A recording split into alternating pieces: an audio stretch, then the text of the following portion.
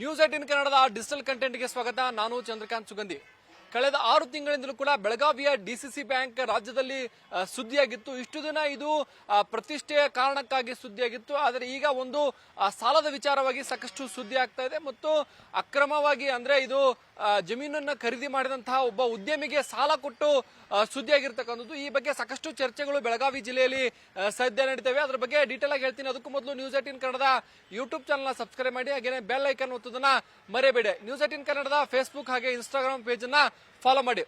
Belagavi DCC bank ಕಳೆದ ಒಂದು ವರ್ಷದಿಂದಲೂ ಕೂಡ ಸಾಕಷ್ಟು ಸುದ್ದಿಯಲ್ಲಿದೆ. ಇದು 6 ತಿಂಗಳಿಂದ ಚುನಾವಣೆ ಕಾರಣಕ್ಕಾಗಿ ಸುದ್ದಿಯಲ್ಲಿತ್ತು. ಇಲ್ಲಿನ ಪ್ರತಿಷ್ಠಿತ ಕುಟುಂಬಗಳ ನಡುವೆ ಏನು ಈ ಒಂದು ಡಿಸಿಸಿ ಬ್ಯಾಂಕ್ ಮೇಲಿನ ಹಿಡಿತಕ್ಕಾಗಿ ಒಂದು ಜಿದ್ದಾಜಿದ್ದಿನ ಹೋರಾಟ ನಡೆದಿತ್ತು. ಆ ಕಾರಣಕ್ಕೆ ಕಳೆದ 6 ತಿಂಗಳಿಂದಲೂ ಕೂಡ ಸಾಕಷ್ಟು ಸುದ್ದಿಯಲ್ಲಿ ಈ ಒಂದು ಬ್ಯಾಂಕ್ ಇತ್ತು. ಈಗ ಏನು ಡಿಸಿಸಿ ಬ್ಯಾಂಕ್ ನಿಂದ ಒಂದು ಉದ್ಯಮಿಯೊಬ್ಬರಿಗೆ ಕೊಟ್ಟಂತಹ ಸಾಲ ವಿಚಾರವಾಗಿ ಸಾಕಷ್ಟು ಚರ್ಚೆಗಳು ನಡೀತವೆ. ರೈತರು, ಮತ್ತೊಂದು ಕಡೆ ಹೋರಾಟಗಾರರು, ಹಂಗೆ ಅನೇಕ ಮುಖಂಡರು ಕೂಡ ಈ ವಿಚಾರದಲ್ಲಿ ಏನು ಒಂದು ಕಾಮೆಂಟ್ ಅನ್ನ ಮಾಡ್ತಾ ಇದ್ದಾರೆ, ಟೀಕೆಯನ್ನ ಮಾಡ್ತಾ ಇದ್ದಾರೆ. ಡಿಸಿಸಿ ಬ್ಯಾಂಕ್ ಆಡಳಿತ ಮಂಡಳಿ ಚುಕ್ಕಾಣಿ ಹಿಡಿದಂತಹ ಮಾಜಿ ಸಂಸದ ಅಣ್ಣಾಸಾಬ್ ಜೊಲ್ಲೆ ಹಾಗೇನೆ ಡಿಸಿಸಿ ಬ್ಯಾಂಕ್ ಸೂತ್ರಧಾರಿ ಬಾಲಚಂದ್ರ ಜಾರಕಿಹೊಳಿ ಹೆಸರು ಇಬ್ಬರನ್ನು ಕೂಡ ಪ್ರಸ್ತಾಪ ಮಾಡಿ ಡಿಸಿಸಿ ಬ್ಯಾಂಕ್ ವಿಚಾರವಾಗಿ ಇತ್ತೀಚೆಗೆ ಮಹತ್ವದ ಬೆಳವಣಿಗೆಗಳು ಬೆಳಗಾವಿಯಲ್ಲಿ ನಡೀತದೆ. ಪ್ರಮುಖವಾಗಿ ಏನು ಜಾರಕಿಹೊಳಿ ಕುಟುಂಬದ ಆಪ್ತ ಗುತ್ತಿಗೆದಾರ ಜಯಶೀಲ್ ಶೆಟ್ಟಿಗೆ ಸುಮಾರು 100 ಕೋಟಿ ರೂಪಾಯಿ ಡಿಸಿಸಿ ಬ್ಯಾಂಕ್ ನಿಂದ ಸಾಲ ನೀಡಲಾಗಿತ್ತು. ಈ ಸಾಲದ ವಿಚಾರ ಸಾಕಷ್ಟು ಚರ್ಚೆ ಆಗಿದೆ. ಕಾರಣ ಏನು ಅಂತಂದ್ರೆ ಇವರು ಜಾರಕಿಹೊಳಿ ಆಪ್ತ ಅಂತಕ್ಕಂಥದ್ದು ಒಂದು, ಮತ್ತು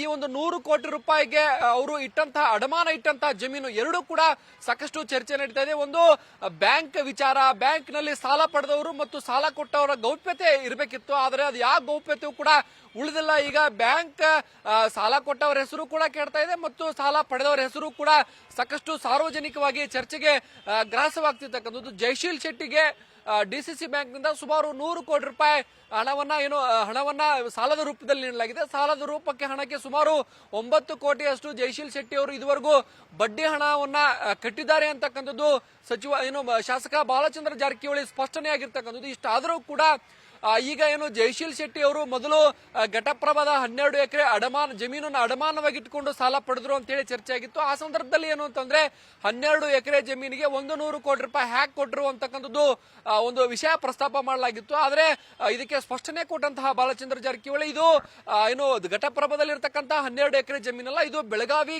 ನಗರ ಪ್ರದೇಶದಲ್ಲಿ ಇರತಕ್ಕಂತ 4 ಎಕರೆ ಜಮೀನು ಅಂತ ಹೇಳಲಾಗಿತ್ತು. ಬಳಿಕ ಈ ಒಂದು ಪ್ರಕರಣ ಮತ್ತಷ್ಟು ರೋಚಕ ತಿರುವನ್ನ ಪಡೆದಿರ್ತಕ್ಕಂಥದ್ದು. ಈಗ ಬೆಳಗಾವಿಲಿ ಇರತಕ್ಕಂತ ಶ್ರೀನಗರದಲ್ಲಿ ಸುಮಾರು 5 ಎಕರೆ 12 ಗುಂಟೆ ಜಮೀನನ್ನ ಏನು ಅಡಮಾನವಾಗಿ ಇಟ್ಟುಕೊಂಡು, ಹಾಗೇನೆ ಜಯಶೀಲ್ ಶೆಟ್ಟಿ ಗುತ್ತಿಗೆದಾರರಾಗಿದ್ದು ಅವರಿಗೆ ನೀರಾವರಿ ನಿಗಮ ಹಾಗೇನೆ ಸಣ್ಣ ನೀರಾವರಿ ಇಲಾಖೆಯಿಂದ ಸುಮಾರು 700 ಕೋಟಿ ರೂಪಾಯಿ ಬಾಕಿ ಹಣ ಬರಬೇಕಿತ್ತು. ಈ ಬಾಕಿ ಹಣನ ಪ್ಲೇಜ್ ಮಾಡಿ, ಬಾಕಿ ಹಣ ಬರಬೇಕಿತ್ತು ಅನ್ನೋದನ್ನ ಪ್ಲೇಜ್ ಮಾಡಿ, ಜೊತೆಗೆ ಈ ಒಂದು ಆಸ್ತಿಯನ್ನ ಪ್ಲೇಜ್ ಮಾಡಿ ಅವರಿಗೆ 100 ಕೋಟಿ ರೂಪಾಯಿ ಸಾಲ ಕೊಟ್ಟಿದ್ದು. ಎರಡು ವಿಚಾರಗಳು ಸಾಕಷ್ಟು ಚರ್ಚೆಗಳು ಸದ್ಯ ಆಗ್ತಕ್ಕಂಥದ್ದು. ಈ ಒಂದು 5 ಎಕರೆ ಜಮೀನೇನಿದೆ ಈಗ ಬೆಳಗಾವಿ ನಗರದ ಹೃದಯ ಭಾಗದಲ್ಲಿ ಇರ್ತಕ್ಕಂಥದ್ದು, ಈ ಒಂದು ಜಮೀನು ಕೂಡ ಸಾಕಷ್ಟು ವಿವಾದಿತ ಜಮೀನು ಅಂತ ಹೇಳಿ ಈಗ ಮತ್ತೆ ಚರ್ಚೆಗಳು ಆರಂಭ ಆಗಿರ್ತಕ್ಕಂಥದ್ದು. ಈ ಬಗ್ಗೆ RTI ಕಾರ್ಯಕರ್ತ ಭೀಮಪ್ಪ ಗಡಾದ್ ಲೋಕಾಯುಕ್ತಕ್ಕೂ ಕೂಡ ದೂರನ್ನ ಸಲ್ಲಿಕೆ ಮಾಡಿದ್ದಾರೆ. ಈ ಜಮೀನು ಮೂಲತಃ ಪೊಲೀಸ್ ಫೈರಿಂಗ್ ಝೋನ್ ಅಂದ್ರೆ ಪೊಲೀಸ್ ಫೈರಿಂಗ್ ಝೋನ್ ಆಗಿತ್ತು ಮೊದಲು. ಅದು ಬಳಿಕ ಅನೇಕ ವರ್ಷಗಳ ಬಳಿಕ ಅದು ಲ್ಯಾಂಡ್ ಕನ್ವರ್ಜೇಷನ್ ಆಗಿರ್ತಕ್ಕಂಥದ್ದು. ಮುಜಾವರ್ ಅನ್ನೋರು ಈ ಜಮೀನನ್ನ ಖರೀದಿ ಮಾಡ್ತಾರೆ. ಇನ್ನು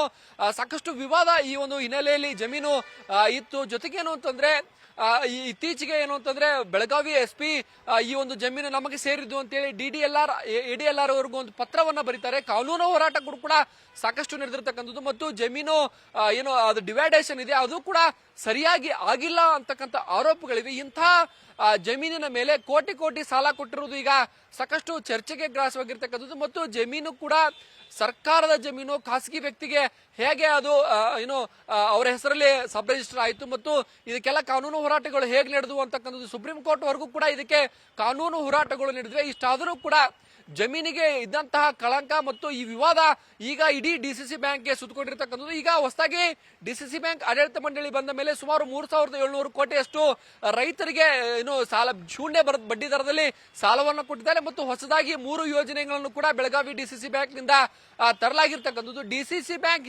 ಹಿತಾಸಕ್ತಿ ವಿಚಾರದಲ್ಲಿ ಈಗ ಸಾಕಷ್ಟು ಜಟಾಪಟಿಗಳು ನಡೀತಾ ಇವೆ. ಜಾರಕಿಹೊಳಿ ವಿರೋಧಿ ಟೀಮ್ ಏನಿದೆ ಇದನ್ನ ಇದು ಅಕ್ರಮ ಅಂತಕ್ಕಂಥ ಆರೋಪಗಳನ್ನು ಕೂಡ ಮಾಡ್ತಕ್ಕಂಥದ್ದು. ಹೀಗಾಗಿ ಮತ್ತೊಮ್ಮೆ ಬೆಳಗಾವಿ ಡಿಸಿಸಿ ಬ್ಯಾಂಕ್ ಚರ್ಚೆಯಲ್ಲಿದೆ. 100 ಕೋಟಿ ರೂಪಾಯಿ ಸಾಲ ಪಡೆದವರು ಸಾಲ ಕೊಟ್ಟವರು ಇಬ್ಬರು ಕೂಡ ಈಗ ವಿವಾದಕ್ಕೆ ಸಿಲುಕಿರ್ತಕ್ಕಂಥದ್ದು. ಈ ಬಗ್ಗೆ ಸತ್ಯಾಸತ್ಯತೆ ಹೊರಬರಬೇಕಿದೆ. ಏನು ಲೋಕಾಯುಕ್ತ ತನಿಖೆ ಆಗುತ್ತಾ ಮತ್ತು ಲೋಕಾಯುಕ್ತದಲ್ಲಿ ಇದುವರೆಗೂ ಕೂಡ FIR ಆಗಿಲ್ಲ, ಕೇವಲ ದೂರು ಸ್ವೀಕೃತ ಆಗಿರ್ತಕ್ಕಂಥದ್ದು. ದೂರು FIR ದಾಖಲಾದರೆ ಯಾರು ಸಂಕಷ್ಟಕ್ಕೆ ಸಿಲುಕ್ತಾರೆ ಅಂತಕ್ಕಂಥದ್ದು ಸಾಕಷ್ಟು ಕುತೂಹಲಕ್ಕೆ ಕಾರಣವಾಗಿದೆ. ಒಟ್ಟಾರೆ ಬೆಳಗಾವಿ DCC ಬ್ಯಾಂಕ್ ಈಗ ಮತ್ತೊಮ್ಮೆ ಸುದ್ದಿಲಿರ್ತಕ್ಕಂಥದ್ದು. ಇತ್ತೀಚೆಗೆ ಏನು ಅಂತಂದ್ರೆ ಈ ಒಂದು ವಿವಾದ ಮತ್ತು ಅಪಪ್ರಚಾರದ ಬಗ್ಗೆ ಬಾಲಚಂದ್ರ ಜಾರಕಿಹೊಳಿ ವೇದಿಕೆ ಮೇಲೆ ಖಡಕ್ ಎಚ್ಚರಿಕೆಯನ್ನು ಕೂಡ ಕೊಟ್ಟಿದ್ರು. ಅದಾಗಿಯೂ ಕೂಡ ಬೆಳಗಾವಿ ಜಿಲ್ಲೆಯಲ್ಲಿ ನಿಲ್ತಾ ಇದೆ. ಮತ್ತೊಂದು ಕಡೆ ಏನು ಜಯಶೀಲ್ ಶೆಟ್ಟಿಗೆ ಈ ಒಂದು 100 ಕೋಟಿ ರೂಪಾಯಿ ಸಾಲ ಕೊಟ್ಟ ವಿಚಾರಕ್ಕೆ ಸಂಬಂಧಪಟ್ಟಂತೆ ರೈತರು ಕೂಡ ಅನೇಕರು ಟೀಕೆಯನ್ನ ಮಾಡಿದ್ರು. ಪ್ರಮುಖವಾಗಿ ನಮ್ಮ 1 ಎಕರೆಗೆ ಸುಮಾರು 40,000 ಒಣ ಬೇಸಾಯ ಇದ್ರೆ ಮತ್ತು ನೀರಾವರಿ ಇದ್ರೆ 80,000 ರೂಪಾಯಿ ಶೂನ್ಯ ಬಡ್ಡಿ ದರದಲ್ಲಿ ನಮಗೆ ಸಾಲವನ್ನ ಕೊಡ್ತೀರಿ.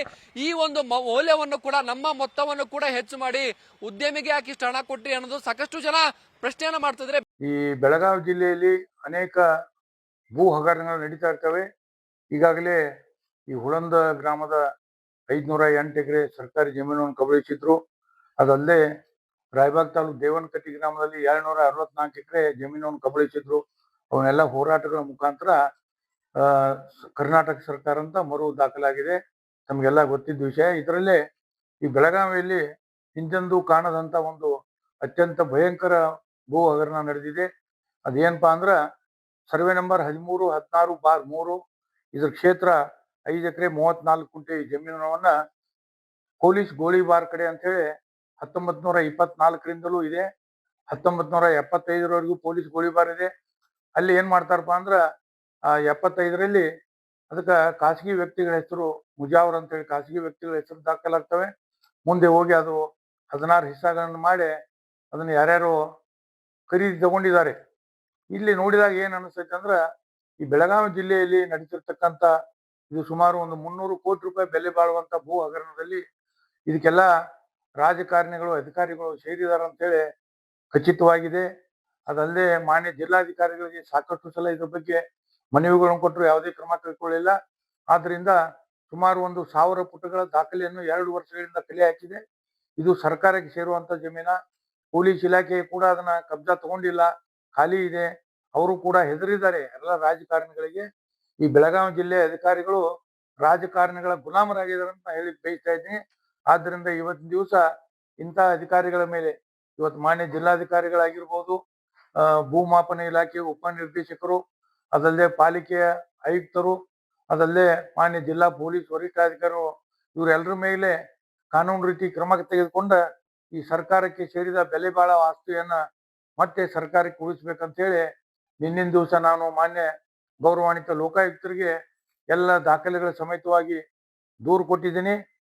ನನಗೆ ವಿಶ್ವಾಸ ಇದೆ ಲೋಕಾಯುಕ್ತರಿಂದ ನನಗೆ ನ್ಯಾಯ ಸಿಗ್ತದೆ ಅಂತ ಹೇಳ್ತಾರೆ. ಬ್ಯಾಂಕಿಂಗ್ ವಿಚಾರ ಬಹಿರಂಗವಾಗಿ ಚರ್ಚೆ ಆಗ್ತಕ್ಕಂಥದ್ದು. ಇದು ರಾಜಕೀಯ ಕಾರಣಕ್ಕಾಗಿ ಸಾಲ ಕೊಟ್ಟವರು ಮತ್ತು ಪಡೆದವರ ಇಬ್ಬರ ಹೆಸರು ಕೂಡ ಈಗ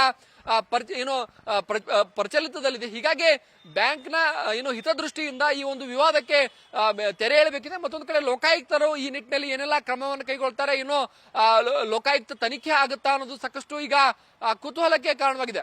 ನಿರ್ಭೀತ, ನಿಷ್ಪಕ್ಷಪಾತ, ವಿಶ್ವಾಸಾರ್ಹ ಸುದ್ದಿಗಳಿಗೆ ಹೆಸರಾಗಿರುವ ನ್ಯೂಸ್ 18 ಕನ್ನಡ ಈಗ ಆಪ್ನಲ್ಲೂ ಲಭ್ಯವಿದೆ.